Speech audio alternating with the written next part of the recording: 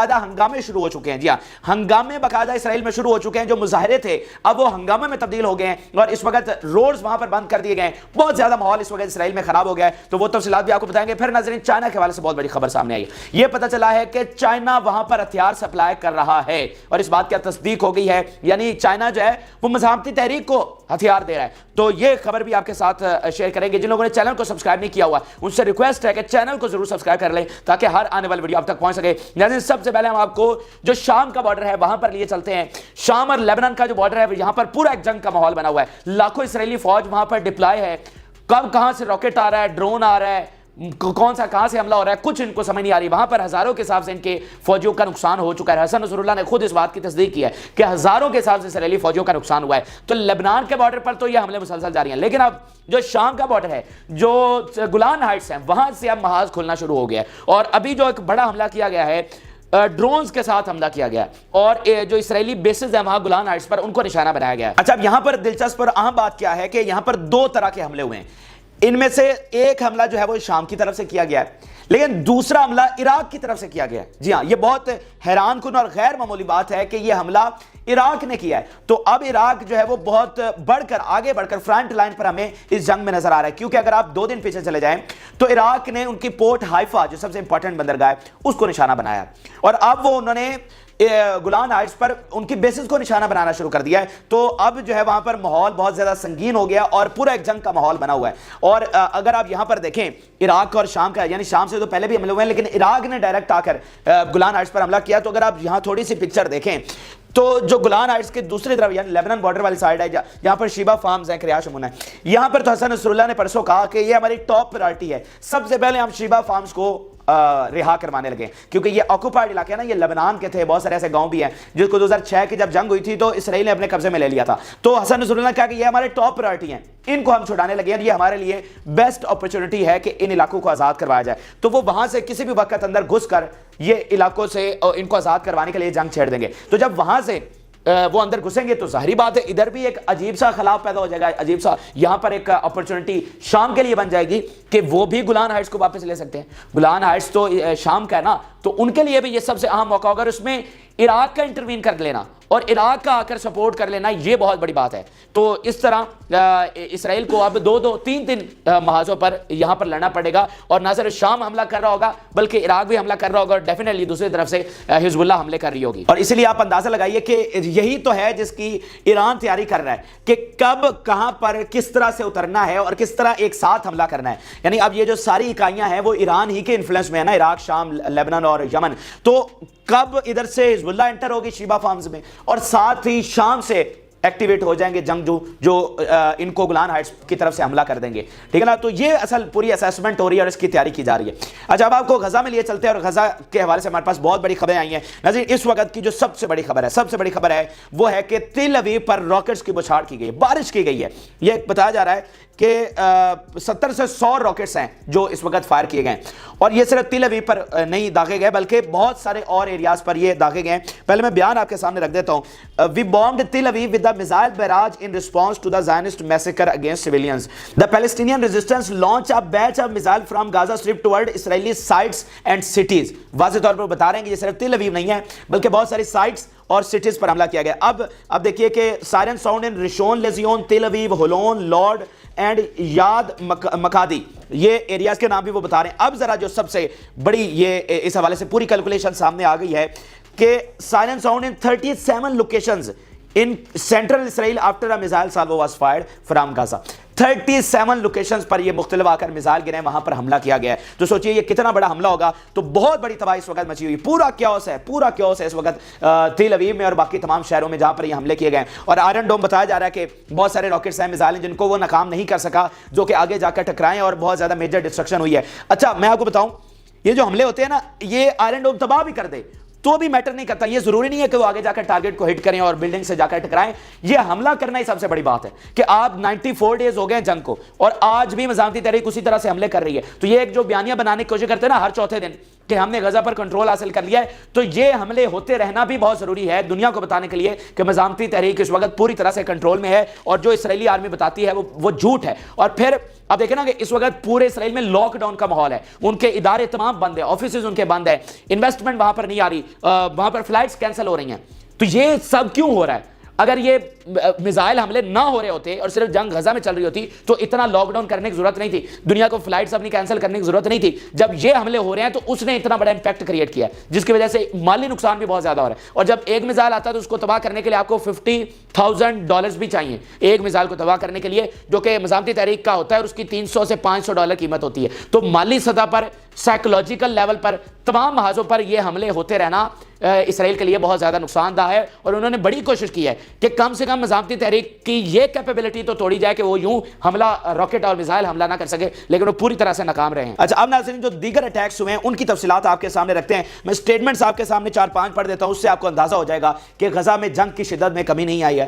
غزہ میں اسی جذبے اور ایمان کی حرارت کے ساتھ جنگ لڑی جا رہی ہے، ایک ایک انچ کا دفاع اسی طرح سے کیا جا رہا ہے، چاہے اسرائیلی فوجی گاڑیاں ہوں، ان کے ٹینک ہوں، ان کی بٹالینز ہوں، ان کے فوجی ہوں، سب کو وہاں پر تباہ کیا جا رہا ہے۔ یا دیکھیے، are combat units in the Al Tuffah neighbourhood confirmed that they destroyed 3 enemy vehicles amid violent clashes with them، کہ پہلے violent clashes ہوئے۔ میں پہلے بھی بتا چکا ہوں، یہ violent کا جو لفظ ہوتا ہے نا، یہ انتہائی لفظ ہوتا ہے کہ جب جنگ بالکل انتہائی لیول پر لڑی جا رہی ہوتی ہے نا، سب سے خونخوار، تو اس کے لیے violent کا استعمال کیا جاتا ہے کہ پہلے آمنے سامنے فائرنگ ہوئی، violent clashes ہوئے۔ یہ ایسا نہیں تھا کہ ان کی گاڑیاں گزر رہی تھی اور ہم نے جناب اینٹی ٹینک میزائل فائر کر کے ان کو تباہ کر دیا، ان سے پہلے آمنے سامنے ہماری لڑائی ہوئی اینڈ دین ہم نے ان کو تباہ کیا۔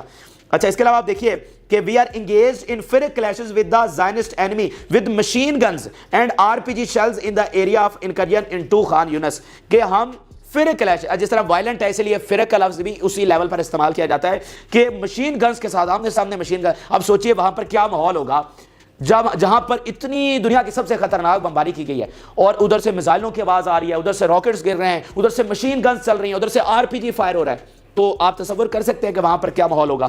بہرحال یہ وہاں پر انہوں نے حملہ کر کے ان کو نقصان پہنچایا۔ اس کے علاوہ آپ دیکھیے سنائپرز کا بڑا اہم ترین ناظرین اس میں کردار رہا ہے، اور آج سے 4-5 دنوں کے بعد آج پھر ایک سنائپر کے حوالے سے خبر ملی ہے کہ سنائپرز نے خفیہ آپریشن کرتے ہوئے کس طرح سے نقصان پہنچایا ہے۔ Our fighters were able to snipe Zionist soldiers and kill with Qasim Ghal rifle east of the Bureij camp in central Gaza Strip، کہ یہ جو غال رائفل ہے نا ناظرین، یہ خود مزاحمتی تحریک بنا رہی ہے، یعنی یہ باہر سے نہیں آ رہی، یہ انہوں نے اندر فیکٹریز لگائی ہوئی ہیں ٹنلز میں، وہاں پر یہ غال رائفلز بھی بنتی ہیں، وہاں پر یہ گولیاں بھی بنتی ہیں، اور یہ بڑی شاندار بندوقیں ہیں سنائپرز کے لیے، اور وہ بڑا امپیکٹ کریٹ کر رہی ہیں اور بڑی ایکوریسی کے ساتھ نشانہ بناتی ہیں۔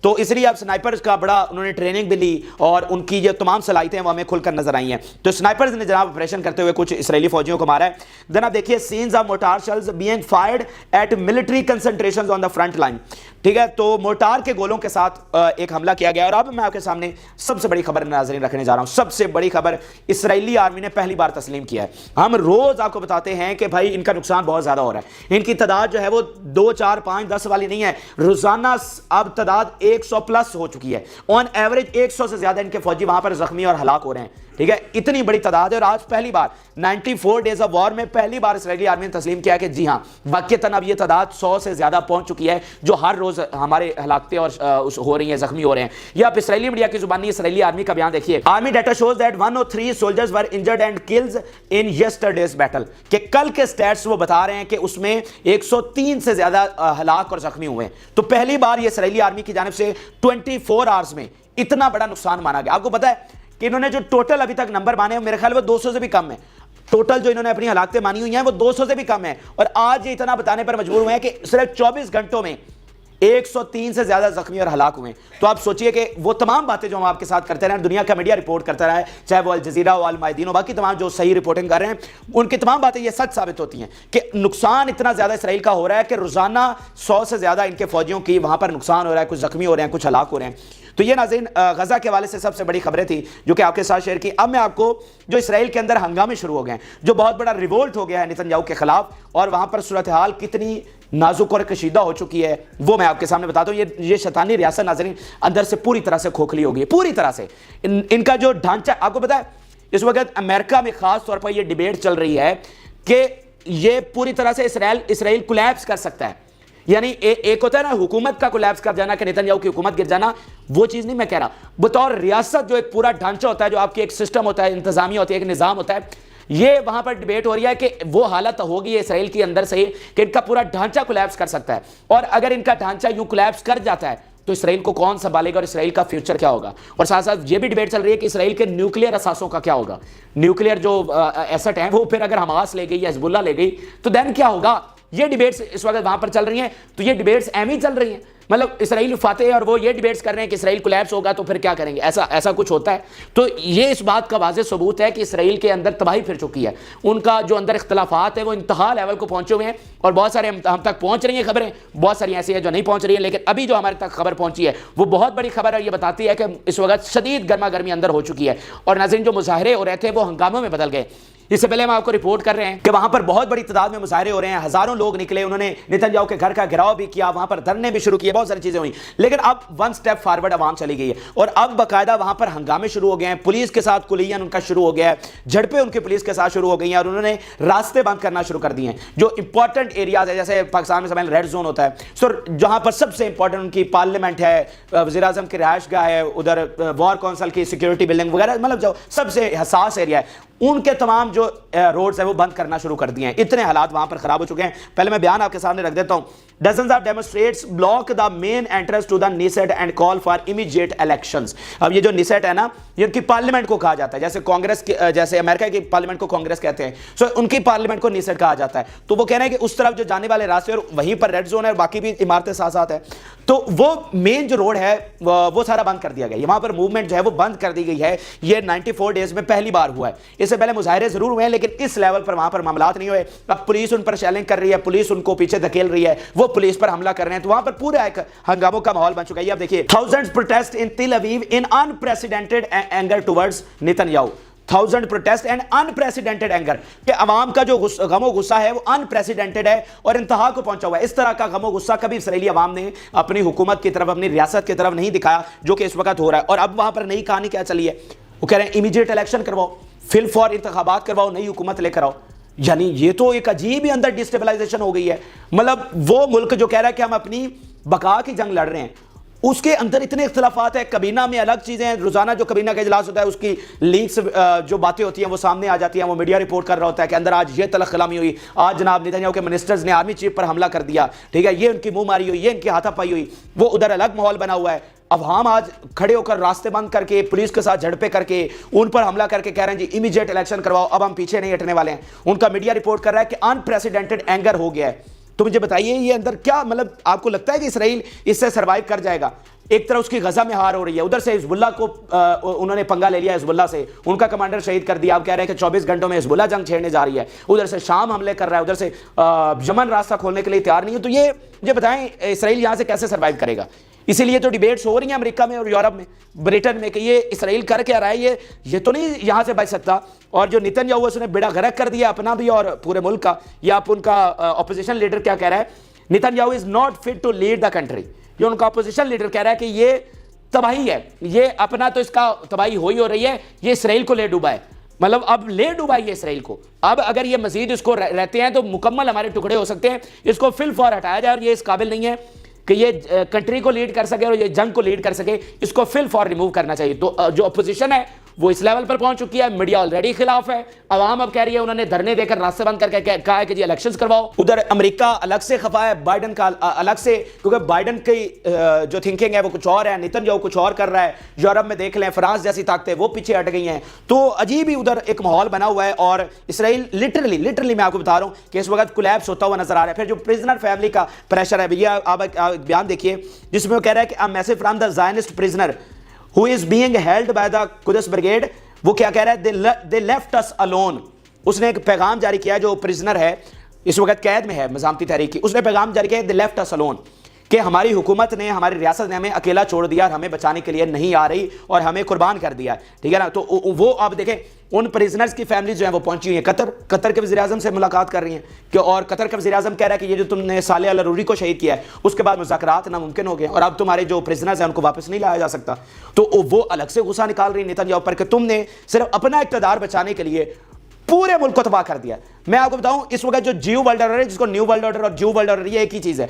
पूरी दुनिया में जो इस वक्त यहूदियों की हेजेमनी बनी हुई थी पूरी तरह से किरची किरची हो गई है, क्योंकि जिन मल्टीनेशनल कंपनीज पर ये खड़े हुए थे वो तबाह बर्बाद कर दिए यमन ने। जो उन्होंने काम किया ना, आपको आगे इसके इंपैक्ट्स नजर आएंगे। इनकी कंपनीज इस वक्त डिफॉल्ट करने लगी हैं, इतना ज्यादा उनका नुकसान हो रहा है। तो जिन कंपनीज के सर पर ये खड़े हुए थे वो तो मतलब तबाही बर्बादी, उनका कचूमर निकल गया, दिवालिया निकल गया उन कंपनीज का। तो वो जो जियो वर्ल्ड ऑर्डर था ना, यकीन मानिए वो जियो वर्ल्ड ऑर्डर जो है अब पूरी दुनिया में कोलैप्स कर रहा है। इधर इसराइल भी कोलैप्स कर रहा है, साथ उनका बनाया जो दुनिया में निजाम है वो भी कोलैप्स कर रहा है। और अब आप देखेंगे अगले 2-3 सालों में एक नया वर्ल्ड ऑर्डर आपको नजर आएगा दुनिया में। ये जो ब्रिक्स बन रहा है ना, सऊदी अरब भी चला गया, ईरान भी चला गया, अब रशिया ने कहा है कि 30 और कंट्रीज आ रहे हैं। हिसाब लगाइए, ये इस वक्त मतलब इसीलिए तो अमेरिका इस जंग से निकलना चाह रहा है कि भाई उधर हमने चाइना को कन्फ्रंट करना था, हमने रशिया को करना था, ये तो मामला कहीं और ही चल चुका है। हमारी जो फ्रंट लाइन स्टेट थी वो मतलब तबाह हो रही है, असलिया हमारा यहाँ पर वेस्ट हो रहा है, एनर्जीज अलग से वेस्ट हो रही हैं, पैसा अलग से वेस्ट हो रहा है, और जो असल दुश्मन हमने बनाया था वो इससे मुनाफा कमा रहा है। तो ना ही इसराइल के लिए माहौल साजगार है और ना ही अमेरिका के लिए। अब नाज़रीन, आखिर में मैं आपको बताऊं कि चाइना के हवाले से बहुत बड़ी खबर सामने आई है, और ये खबर मिली है कि चाइना के हथियार इस्तेमाल हो रहे हैं और चाइना हथियार दे रहा है हमास को।